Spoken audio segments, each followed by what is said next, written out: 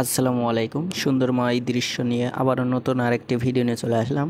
তো এখানে আমি কি করতেছি, এখানে আমি আমার নিজের ক্ষেতের ঘাসের ভুঁইতে আমি সার প্রয়োগ করতেছি।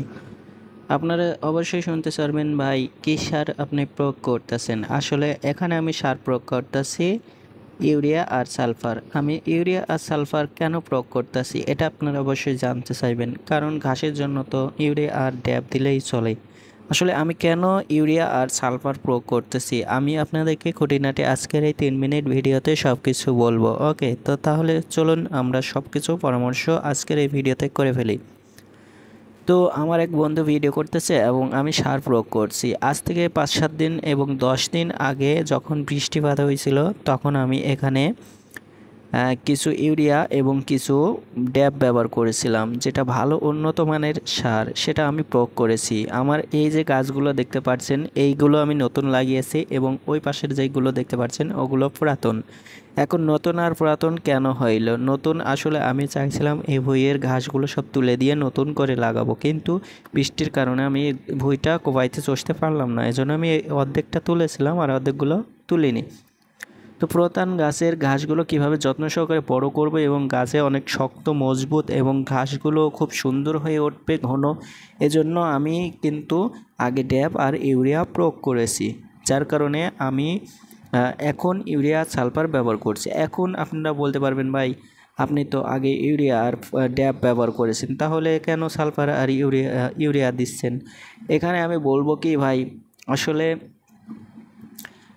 আজ থেকে 10 দিন আগে যখন আমি ইউরিয়া আর ড্যাপ ব্যবহার করেছি তখন এই ভুঁইতে ভালো সারের কাজ এখনও ঠিকমতো করেনি, কিন্তু মোটামুটি গাছগুলো সৌন্দর্য হয়ে আসছে। এখন আমি ভাবতেছি যদি আমি 5 কেজি ইউরিয়া এবং 5 কেজি সালফার মেরে দিই তাহলে এই গাছগুলো অনেক নরম এবং তাড়াতাড়ি বড় হয়ে উঠবে এবং গরু তাড়াতাড়ি খাইতে পারবে। ওকে, এটাই আমি মনে করেছি।